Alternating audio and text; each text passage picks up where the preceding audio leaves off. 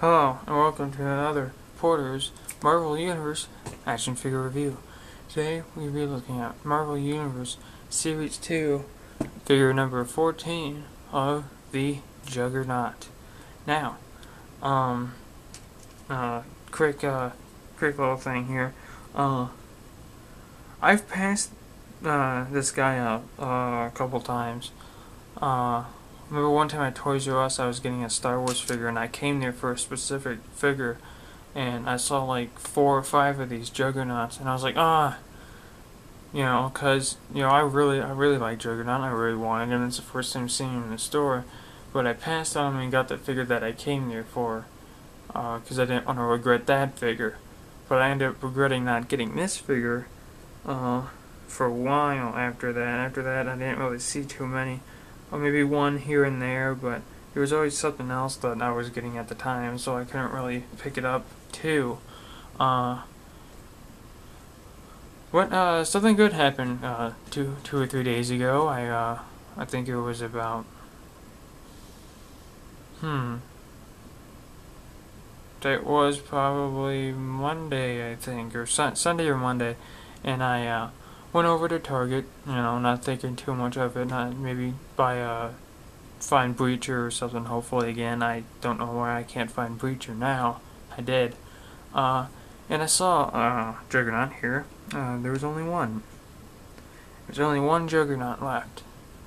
And I was like, well, they don't have Breacher, they don't have anything else here I want. They don't have any new G.I. Joes or anything, so hey, looks like I'm going to finally get him. And I picked him up, and it took me a day or two to finally appreciate all the figure is, because sometimes with these Marvel Universe or these other figures that are not Transformers or G.I. Joe or Star Wars, like the main things that I collect, and I collect Marvel Universe pretty much now too.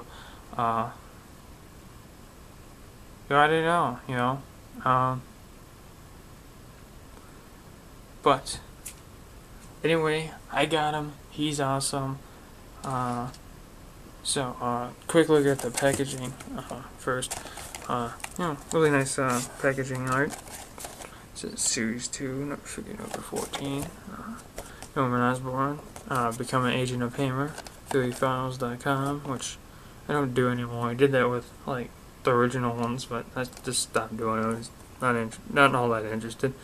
Basically, all you do on there is it just unlocks a character, and it just unlocks the same info that you get on the back and on the card here, and it's like, this is it? There's no special game or anything? Oh, well, whatever. I haven't checked it since the Become an Agent of S.H.I.E.L.D., so I think now they're up to I think they quit doing that now, actually.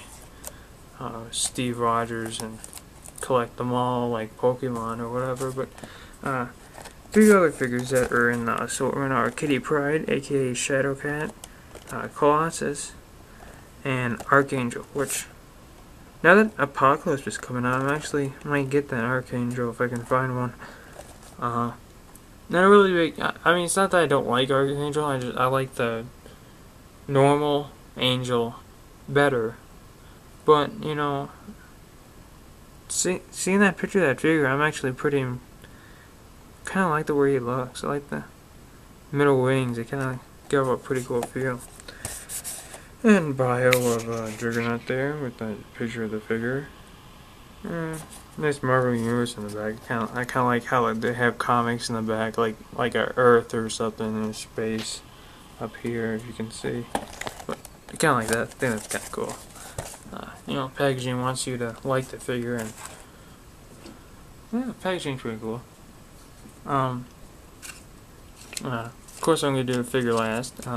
His top secret file card, which has the obvious letter, which just basically King Marco, aka Juggernaut, telling Norman Osborn he's gonna come after him if he doesn't leave him alone, because he's really annoying. I think he wants him to join the Thunderbolts. I think that's what's going on. I haven't read any of the recent comics very much. I have to get back into it, but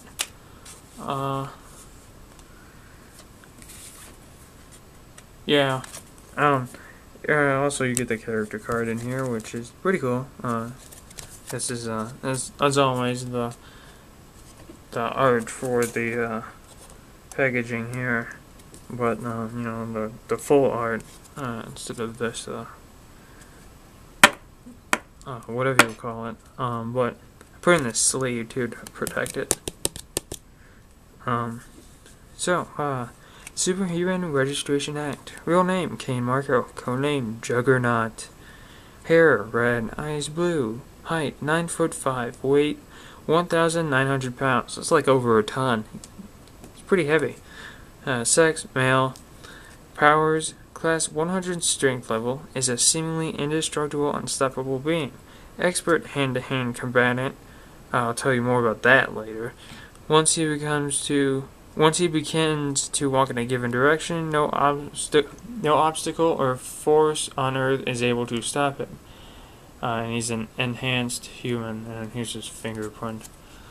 Now, what I said now about the whole expert hand-to-hand combatant, as long as I can remember, Juggernaut wasn't really all that fancy with his fighting. All he did was just barrel through things at breakneck speed, destroying everything. So, I mean, if you call that expert, you know, skill of combat, then hey, that's your thing there. But I kind of like that, actually. Well, if you like Juggernaut knew Kung Fu, that would be so totally awesome. He would be like, that'd be awesome. That would just totally be awesome.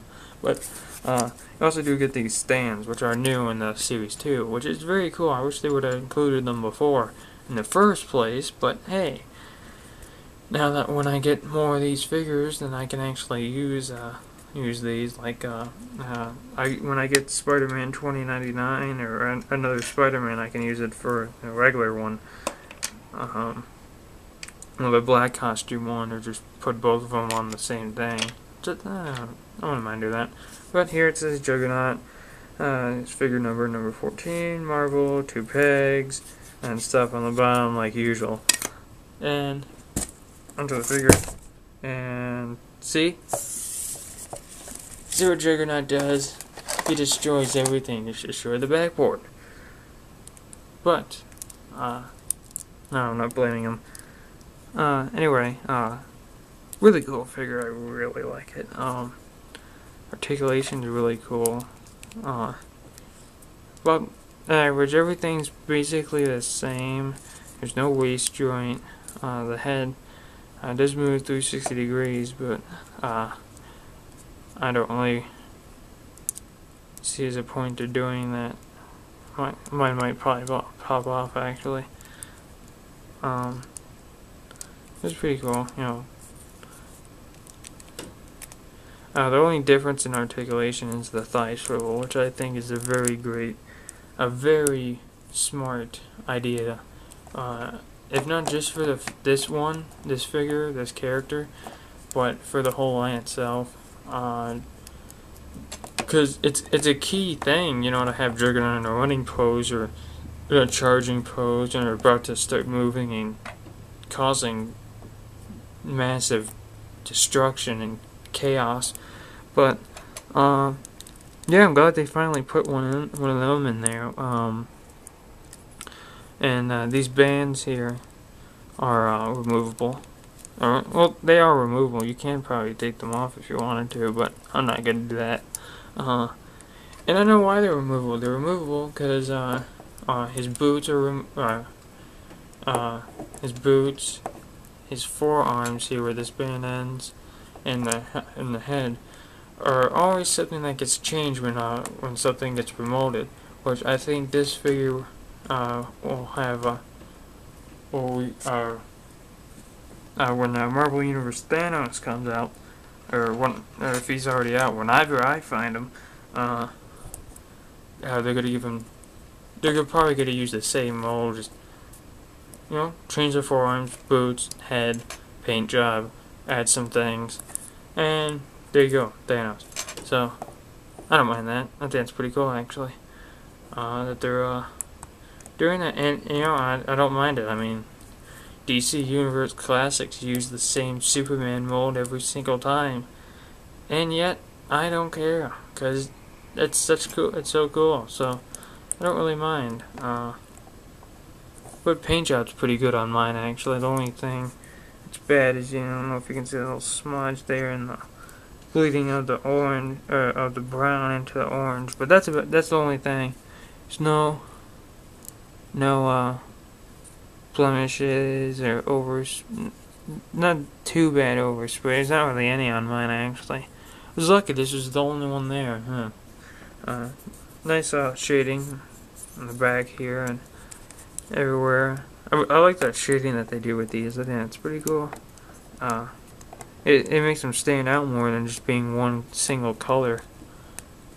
They get like a darker shade and put it through. You can see that in a lot of their figures actually, like with Claw. Claw's a little bit different. And, you know, Thunderball. But I totally need to get more of these figures because I don't have just enough of them. I don't even have all the ones I wanted. I need to get more. I want to get like all the Secret Wars 2 packs, and you know, still need to get the Wrecker and a couple other ones, Electro, the Guardian. Is that what his name is? The Guardian. Guardsman. Well, Guardsman from Iron Man 2, but Guardian. You know, a Canadian Alpha Flight. I think that's his name, Guardian. But anyway, yeah, this figure's really cool. I really like it. I mean, for a collector who doesn't really play with his figures, I found myself playing with these Marvel Universe figures pretty much, actually. I don't know why, you know. I'll be bored and I'll just pick this up and have him running around and beating everything. I mean, he's a beast. Nothing can stop the Juggernaut. I mean, come on.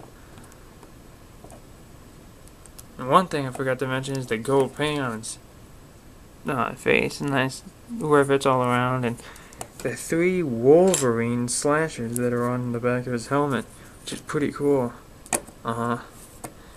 You know, the thing about Juggernaut is if you can get his helmet off, that's the way to stop him. But since this one doesn't have a removable mask, taking his head off would kill him, I guess, if you want. I like to think his helmet cannot be removed, so he is unbeatable.